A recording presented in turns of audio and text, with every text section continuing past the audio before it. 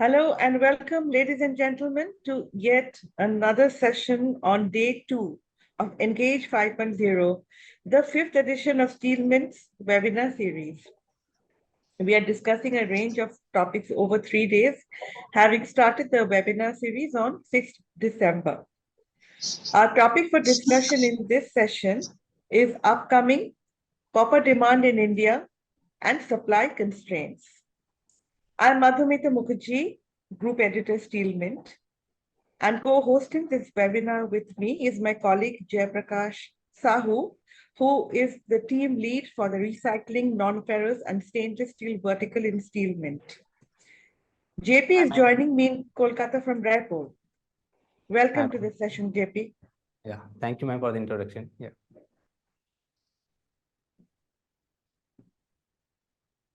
So there is a lot to discuss before we proceed further. I want to give a quick reminder to our esteemed viewer that we will take queries from you after completion of presentation from Mr. Karmakar, and we will also have question answer session just after the 20 minutes presentation. Over to you, ma'am.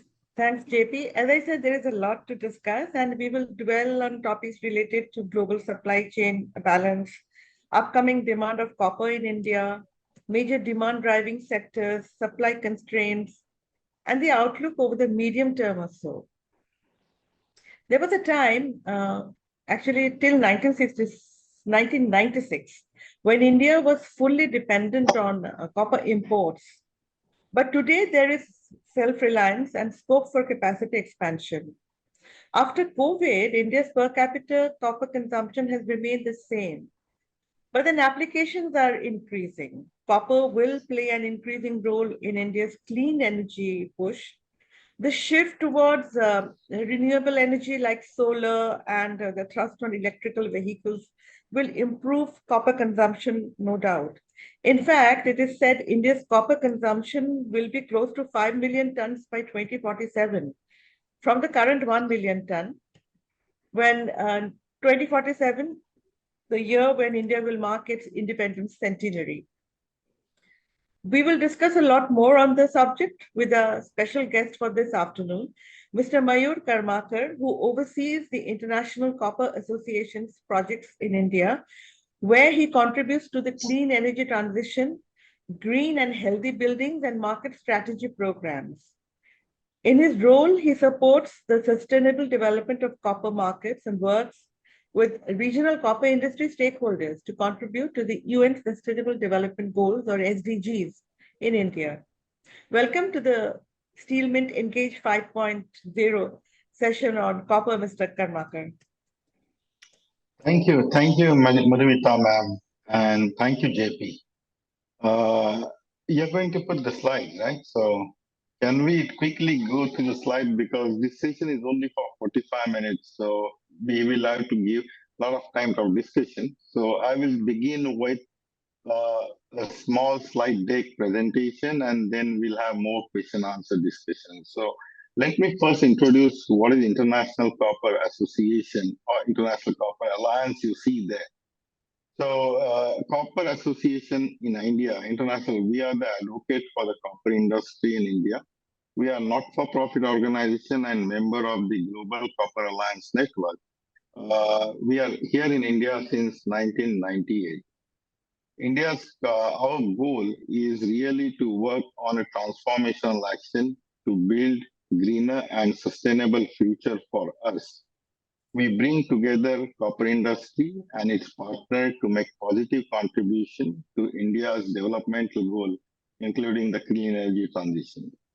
For further information about us, you can always look for copperindia.org, or for the global website, you can look at copperalliance.org. Can you put it into slideshow mode if it's possible? Thank you. Thank you very much.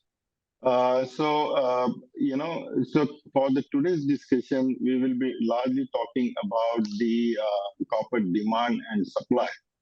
I must tell you that in India, there is not a single agency who provides the total overview and consolidated market data for demand and supply. which includes refined copper and also the secondary copper. So we in IC India are doing this pivotal role for creating the information on end use for every financial year, and we have been doing for last 5 financial year up till now. So in terms of today we will look at the what are the major copper end use, what are the different sectors they represent, and how those sectors are behaving in future. So go to slide 2 now.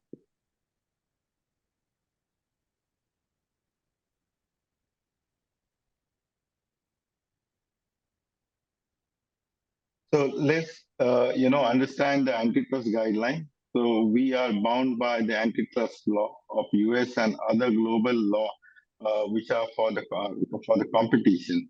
So today we will not discuss price or any trend which correlates with the price. We will not discuss about any competitive information about our members or any other company. And we will not discuss about the new product development, particularly at the, every company. So let's move further. If you see copper recently has been identified as a critical mineral by the Ministry of Mines. It is included in the Ministry of Mines. The list was published around 3 months ago. Globally, copper is identified as a strategic or critical mineral, and it appears in the list of more than 14 countries. And this is largely because the rush for the clean energy transition everywhere in the world. But particularly for us in India, copper is critical, important for all economic and the sustainable development of country and the national security. As most of you might know, that the copper ore is mined on the southern hemisphere in the world, and the demand for this copper largely in the northern hemisphere of the world. So copper ore is one of the main traded material in a physical form, and its superior properties of the copper, which are mechanical and physical, make it imperative to every end-use sector of the copper we see. I have listed some of them, but the usage is even far more versatile. Next slide.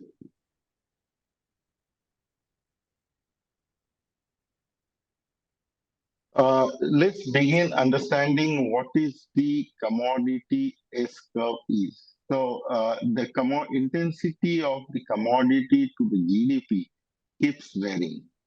It is generally in an S-curve form, and there are 3 different stages. So if you see the graph for India, which is in blue, you see on the y-axis, there are the numbers like 2, 2.53. These are the logarithmic values of the GDP PPP. Therefore, you won't find much difference between in a number from India, China, or US because those are the log values. But particularly, for example, in 2019, the India's GDP PP was $2,151. That's the same time China had 8,000 and US had 55,000 plus. So in the early phase, the growth of the commodity is largely linked with the basic needs, and India being the consumption-based economy, it was directly proportional to the consumption, and therefore the per capita demand for the various commodities, I have listed here copper, steel, and aluminum, was much lower in the beginning period. The stage 2, where China is, which is the developing phase, where you see the GDP development happening on a logarithmic scale, which is very huge. Accordingly, the commodity growth happens.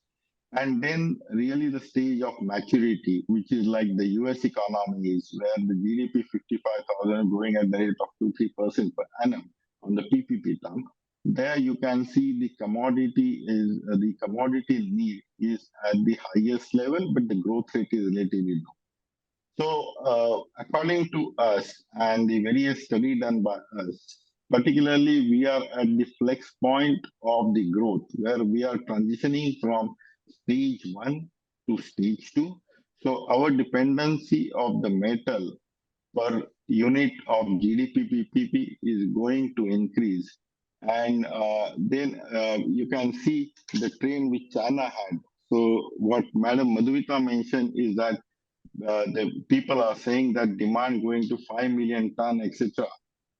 Those are the estimates based on the similar understanding of the change in the growth rate, and because of the change reforms happening in a country.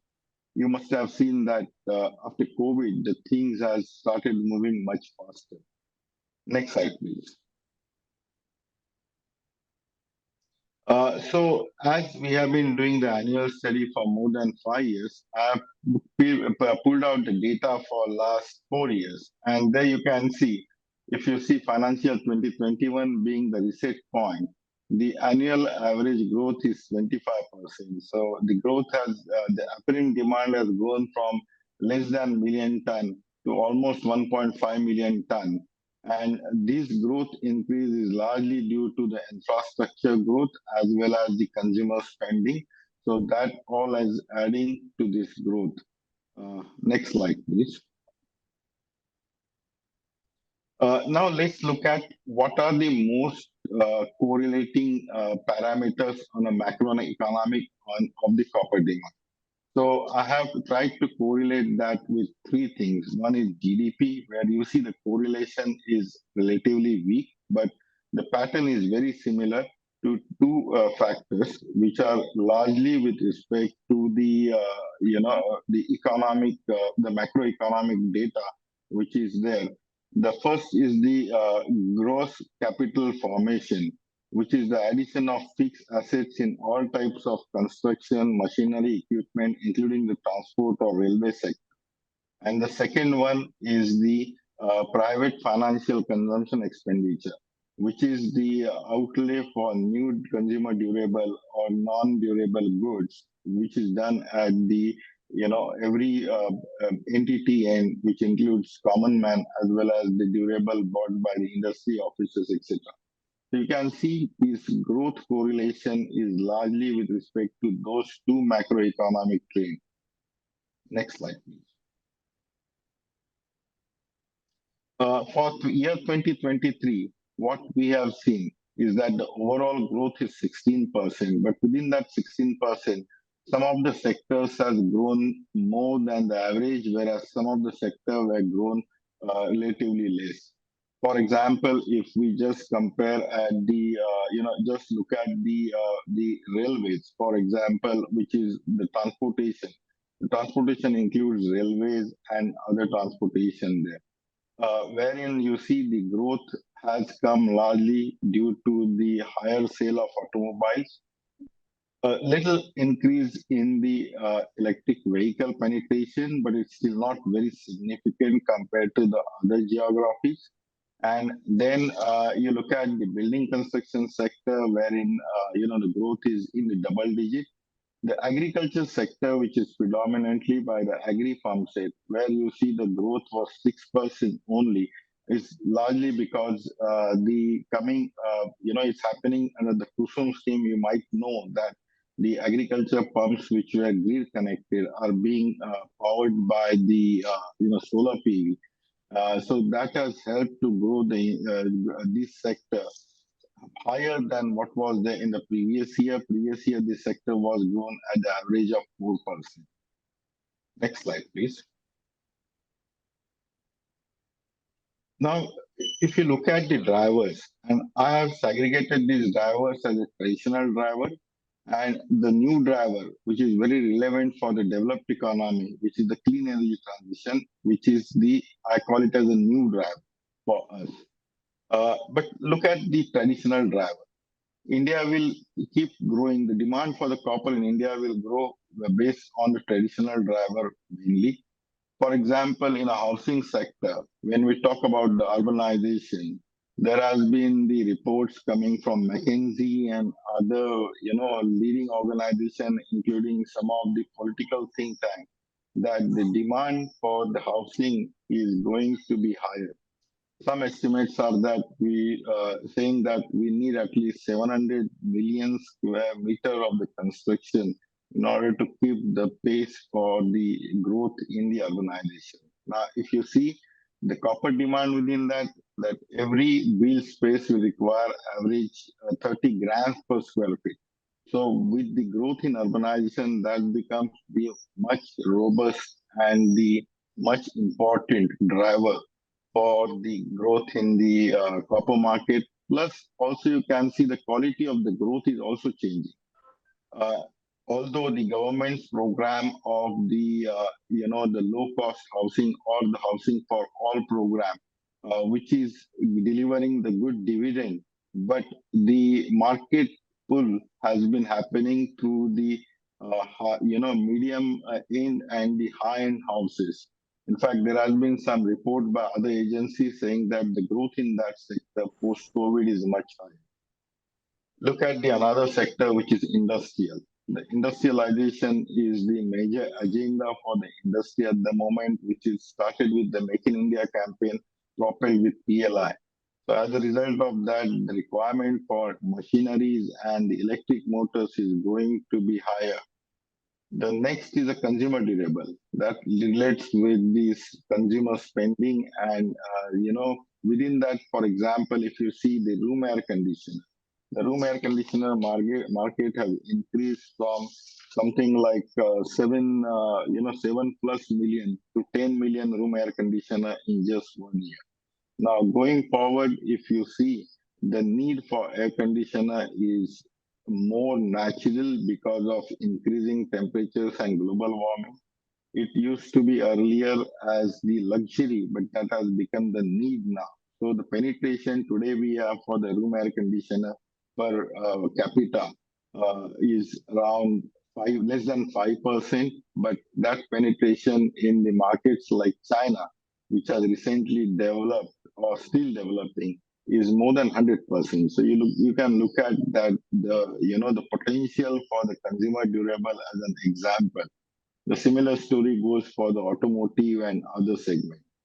The infrastructure growth is important. You might have heard the various programs for delivering the reliable power 24 by 7 pan India after achieving the 100% electricity access is creating the larger investments in the grid. Then the transportation sector, the metros, the railways, the high-speed train, then the automotive sector, they all the EV charging infrastructure, all those infrastructure in the transportation sector is going to drive the metal demand in future. And in particularly in agriculture sector, if we are looking at the the penetration of the solar off-grid electric pumps in order to achieve various of the KPIs for the economy, you will see the demand for this product is still much unattended. Although this growth for this agriculture pump set is higher, but the potential is very high. Next slide, please. So these are the traditional copper driver. And then if you look at the new driver, which is more relevant for the developing country. In fact, if you see this on a demand side in Europe or in North America or in China, this contributes to the largest one. But in our case, this is still in the nascent stage. But in 2023, this demand was more visible. This is because of the copper superior property. It finds the application in all the aims for the electrification of clean energy transition. It's starting from the power generation happening in solar, wind, and other sources up to the energy storage for making the grids resilient, or having the round-the-clock power supply. Uh, you might see some example or some of the discussion happening on electric vehicle penetration increase, or recently government is focusing on electrification of the cooking as one of the very specific area wherein our dependency on the LPG or the imported gas is very high. So the electrification of cooking is going to add at least 200 grams of copper required for additional wire in the houses, plus the coils required for the induction cooking arrangement. So these are the new drivers, I call it, now visible in 2023. So on the next slide, you can see how the change in demand has happened in those drivers.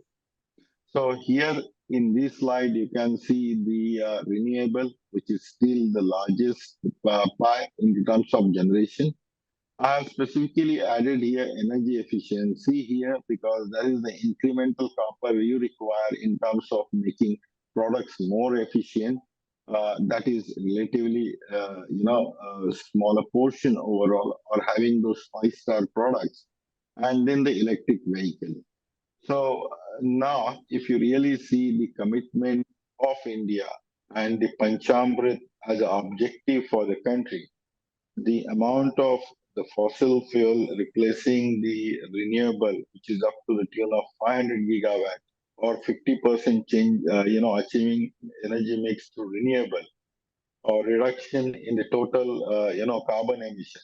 All this is going to drive this, this will be the major driver going forward in terms of achieving the net zero by 27. Next slide, please. So in summary, you can see all the end use of the copper, which are the major end use of the copper. On the y-axis, you can see that what is the growth happening, and then what is the copper demand. And on the size of the bubble represents the size of the market. So the largest market still is wire and cable. Wire and cable is growing in double digit and will continue to grow, but that will remain as a larger, element in the overall demand. Then you will have power infrastructure, grids, transformer. Then the consumer durable, which is the aircon. And then the other new emerging segments, which are the automotive, which includes the EV and another, emerging segments which are there in terms of renewable and other generation. Even in agriculture pump sets, I said that, the overall, the market size is still smaller, and then the growth rate is lower. But if the Kusum scheme objective has to be achieved, you will see this bubble growing up further. Next slide. So this was all the story on demand, and in ideal practically the demand is always matched by supply. So let's understand how this demand was met by the different suppliers coming in. So we'll start with the local mining, which is significantly small, which is done by the Hindustan Copper. But you have the imported concentrate coming to the country, which is a very standard phenomena across the world. So this concentrate is used for the by this primary smelter refiner to deliver the cathodes. So overall cathode production local was 563.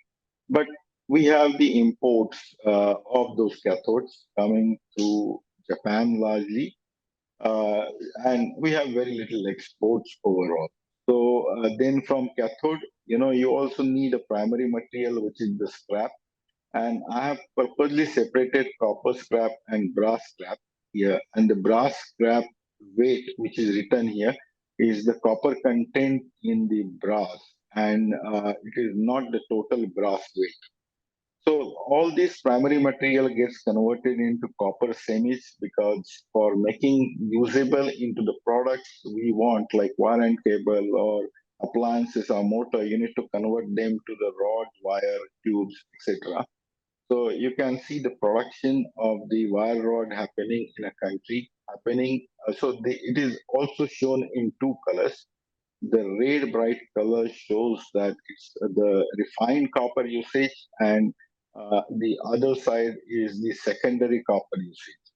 So, and every box has a net demand of those semis, which is production plus import minus export of that. In order to tell this story further, on the pie charts on the right, you can see how much of the copper and the alloy was used. So out of the total apparent demand, the rods are the highest as a percentage. That is largely because copper is used largely in the electrical or conductivity application, which is followed by the rolled bars and then the tubes, and the tubes largely used in the air conditioning. Next slide, please. So the same demand is done in the semis. Demand is further converted, broken into the magnet wire and the wire and cable. So the growth numbers are listed here. All those semis has grown in double digit. Particularly, the aircon has tubes has gone fastest, which is 27%. It's largely because of the demand for the air conditioner and refrigeration products coming. Next slide. You can also see how much of that copper used was refined versus direct melt in each semis, and uniquely in our case for the conductivity application, we have a larger input of the direct melt coming in. Now here you have to understand how it is segregated between the refined copper and direct melt. The refined copper numbers are as published and reported by the Ministry of Mines, and balance all are the direct melt. These refined copper numbers of India are used globally by all the agencies, and therefore maintaining that data in this way is important. Now, in future, if a ministry also starts considering some of the fire refining copper which is being produced in India, and if that gets added into refined copper production, the direct melt percentage will reduce. But as of now, there is no way to segregate between the direct melt and refined copper besides other than the primary data coming from the Ministry of Mines. This is also an issue, particularly compared to the where the refined copper should be used. We are also using largely the secondary copper, which is mainly happening through the direct melt process. Next slide, please. You can also see what is the, in order to meet that demand, how much of this demand was coming through the import route. So we have signed the various foreign trade agreement with the different countries. So the list of those countries here on this side, and on the columns there, you can see what are the different semis based on the HS codes are imported. So overall, semis import increased by 15%. That is the only import. I not subtracted the export from here. And this is largely due to the weak participation. Now, the good part of it is that these importers help to meet the demand supply gap, but the negative side of it, which is really a long-term impact, is that it has created the inverted duty structure, and it is not helping to grow the local industry, the local fabrication industry in the country. And this is the long-term impact for us. So I think we need to look at the policies wherein how the local manufacturing or local fabrication of those products can be further encouraged. Next slide, please. So this is called as stock and flow model or the metal balance. So ICA globally has been working on this for a long time, and we have developed this stock and flow model for different economies such as US, EU, Latin America, China, Japan. Now, the unique part compared to other, stock and flow models developed, we have the largest usage of these scraps to the semi-production. If you visit our website copperalliance.org, you can see the bright green part. which is the end of life material or the scrap, imported scrap getting into directly making copper semis. Here in the other part of the world, most of it goes to in the refining process and it's getting converted into refined copper, which has the same quality like copper made from primary. So uniquely in India, this line is much brighter and thicker. And in terms of percentage, over last 10 years, the percentage varies between 33 to 54%. This is work in progress still, but this gives you the scale of understanding of how much this scrap is important at the moment.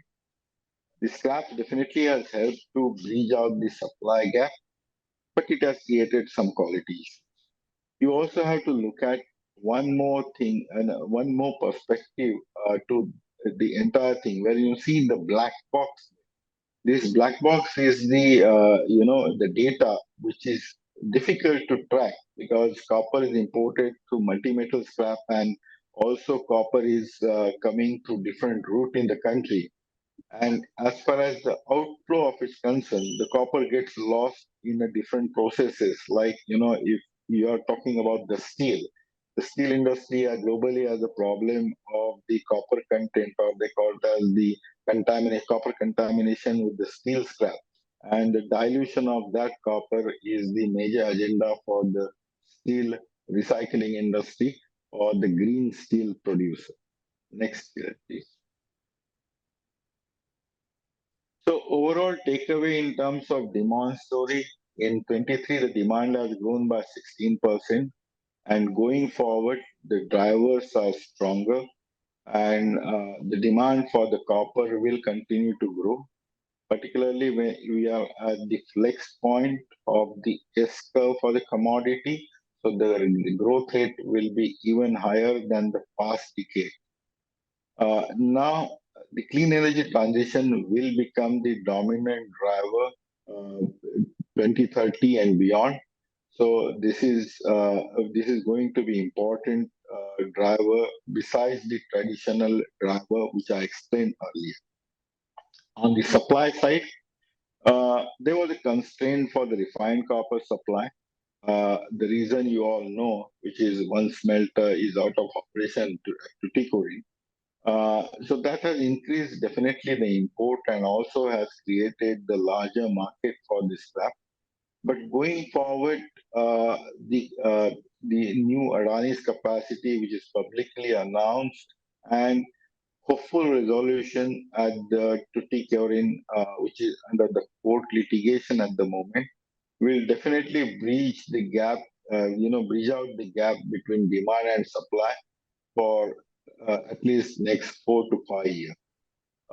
Particularly, the bad news for the scrap, industry is that the dependency on imported scrap has to be reviewed, relooked. This is because of the circular economy policies and the recycling policies in EU and US as creating larger investments for the recycling of copper in that part of the world. So it looks difficult to get the imported scrap going forward. What we might get is a complex scrap which will be difficult to convert into a product through a traditional recycling route. So this is the bad news in terms of supply going. Thank you.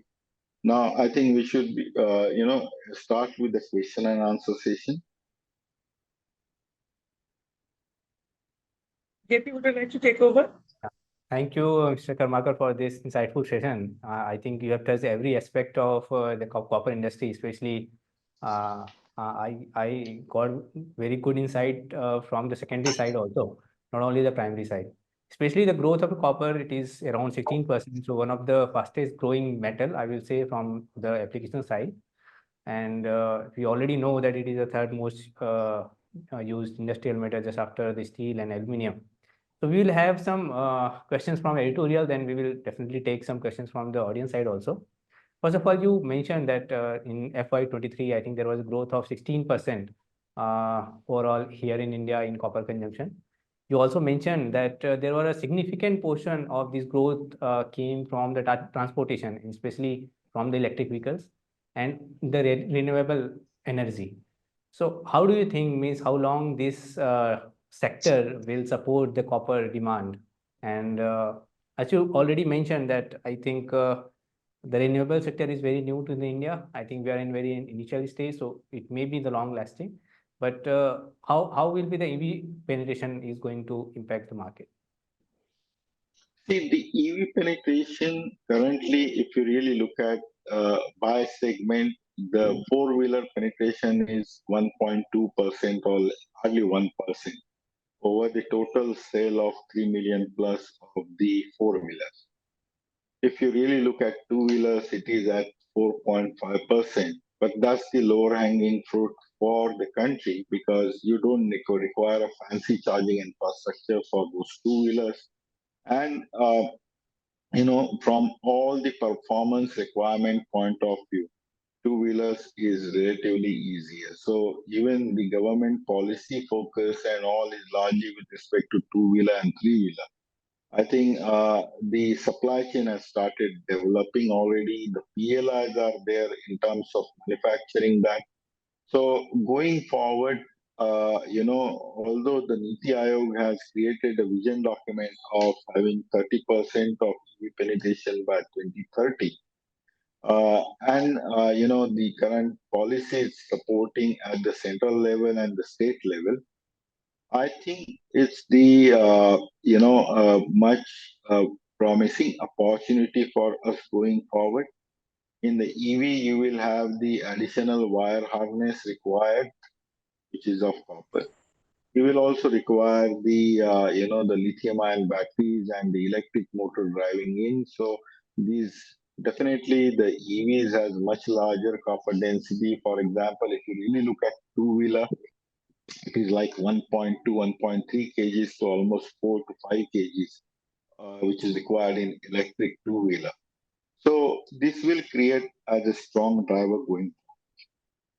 Yeah. But if you really see the 30% or by the 2030, it will be largely a pie shared by the two-wheeler and three-wheeler.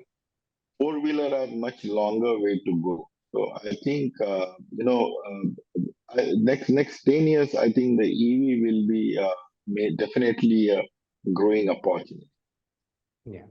So if we see the China story and the growth of urbanization there in China, especially in the housing sector, I think, are you predicting the same for the India as we are also building a lot of affordable housing schemes are here in India? I think that is going to increase the copper demand, as you have already mentioned, that from the housing side also there is a significant demand which is coming for the copper. And I was also got a good insight that currently in India, I think per capita consumption is 0.89 kg only. But if you talk about the China and US, I think it is manifold. I think it's 8 times in China and 5 to 6 times in US. So how do you see this? Is going forward, maybe beyond 2030 also, will this housing sector only will support the demand, or is this consumption pattern is going to change going forward? Because India is also going towards middle income economy or middle income country, and most of the population will be on the middle income part only. So how do you see the long-term demand perspective here? Housing will definitely, urban build space or rural build space will be definitely be the fundamental driver for the copper demand going forward. It is largely because if you see the type of construction in the rural areas, and if you see the changes happening recently in the rural area in terms of type of construction, there one is the scale. Definitely, population. Looking at the population, the space, the build space requirement is there, and it will continue to grow. But also, if you see the quality of construction is changing drastically. The per house connected load is increasing. Earlier, the meter connections were, maximum 3 kilowatt and few were having 5 and all. Now, that three-phase meter and the connection to every home. So in short, the new houses has much large, more copper usage in terms of wire and cable compared to the old houses which were connected roads were lower. So the quality and the quantity of growth in terms of construction definitely will drive the copper demand in the housing sector going. Yeah. So Madhumita ma'am, if you have any queries, then yeah. Yeah, I would like to ask Mr. Karmakar on imports. A lot of imports are still coming into India, especially in the form of semi-finished and finished products. In fact, you said that copper cathodes imports have grown by 180% year-on-year, I think. Now, in FY23, copper consumption is expected to touch 1 million tons. So, Mr. Karmakar, how much of this is seen supplied by imports?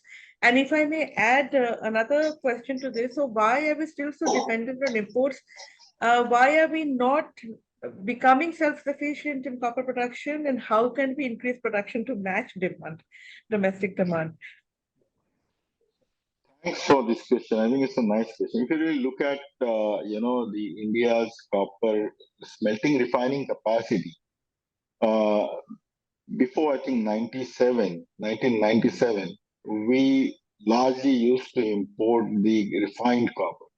Mhm. But after two smelters coming into the country, we started exporting that because their capacity was almost 900,000 ton plus. But our demand, refined copper demand, that time was much lower. So we started exporting. And then the event of 2018, where one smelter stopped, because of the issue there, we have limited supply happening. As a result of that, the imports has found the inroads. At the same time, we had the FTAs with Japan or the other economies, which has helped to get this cathode duty. So that has definitely one of the reason of increasing the import. One is definitely that the the production gap overall of refined copper in the country, and that is substituted with the import. Now going forward, after we are self-sufficient of Adani's plant coming in next year, I think this scene will change. The import will not be as high because the local production also helps for the fabricators because they don't have to book the full containers, and then your operational cost of buying locally, which is an indirect cost, is relatively lower. So I'm sure that going forward, after the new production line comes in or the existing production line reinstated, I'm sure this import will come down. Yeah. So I think I mean, as a percentage of overall demand, you have to look. There's a different perspective of that. One can say as a percentage of total demand, and one can see as a net number of import. Definitely, I can tell now as a percentage it will come down. The net has to be seen. yeah, especially if you see the import numbers, I think it's gone up significantly just after the closure of Tuticorin plant, I think, for one of the major producer. And but sir, if you look into the new, the new capacity building side or new investment or new companies, it is mostly coming from the recycling side. I think they are taking raw material from the recycling side only, especially the Adani, who is planning to build, one facility for 1 million ton, I think, going forward. So how do you see, Miss, is it sustainable? Because looking at the ore, reserve here in India, and especially only one miner, HCL. And how do you see this space? Means which side we can see more, we will see more expansion from the recycling side plants or from the primary producer side, especially from the ore route? One clarification, JP. Adani plant is not 100% going to be the recycling. It's Okay. the primary smelter. They can take little more of the scrap in the primary smelting process than the existing running plant, but it's a primary smelter. So definitely the concentrate requirement is going to be higher, which will be imported. But that's the story for China and other countries as well. So, because as I mentioned earlier, that the copper is generally mined in the southern hemisphere, and there they don't need it. As a result of that, the trade of concentrate will continue to be there. So I think there are also challenges of the scrap availability. Means going forward, there are a lot of talks about the decarbonization and all.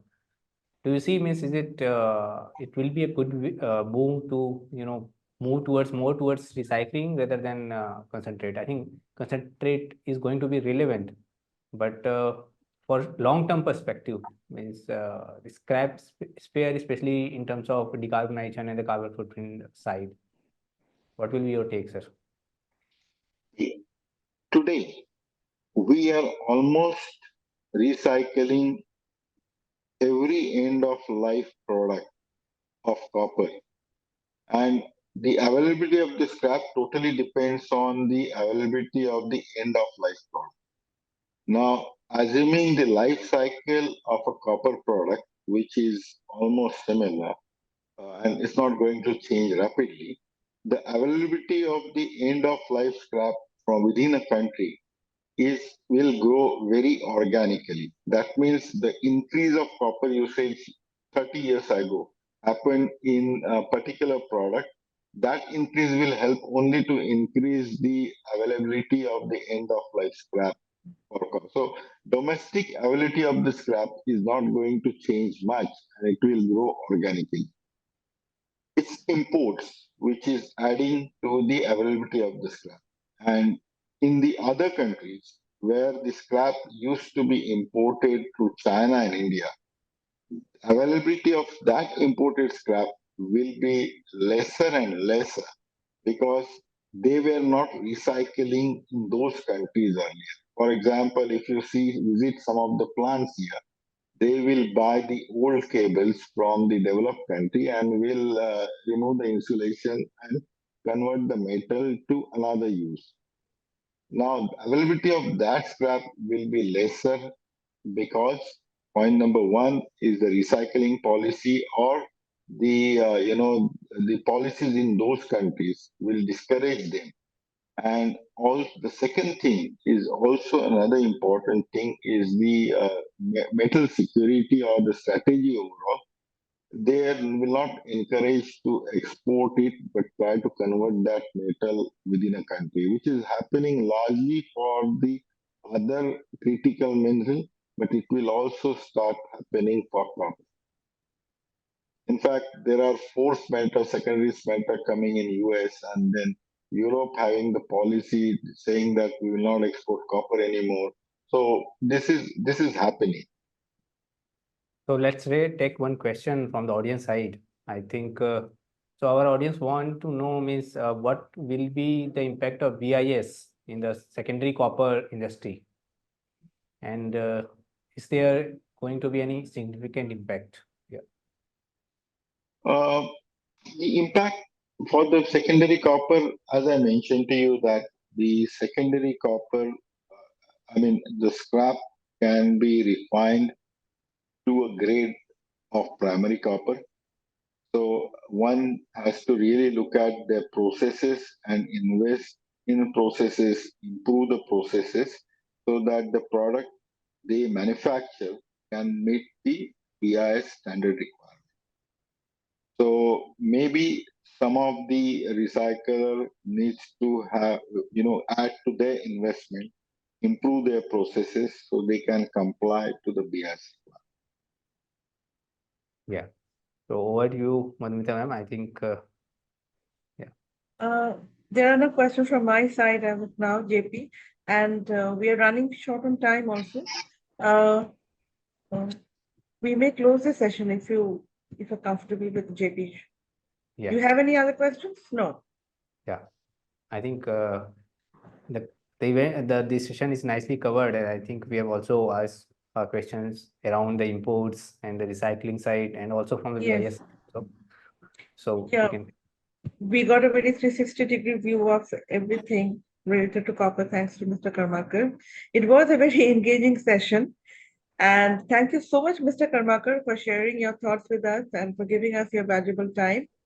Hope you enjoyed this session as much as we did presenting it to you and the audience.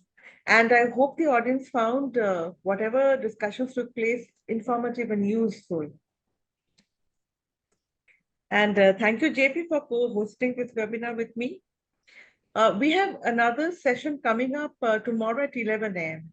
And it will be on factors to drive global steel market in the near term. Please do tune in for that session too. So we are bringing the curtains down on this session, which was on upcoming copper demand in India and supply constraints. I'm Madhumita Mukherjee, Group Editor, Steel Mint, saying bye. Thank you, Madhumita ji and JP. Thank you very much. Thank you very much, sir. Bye, everyone.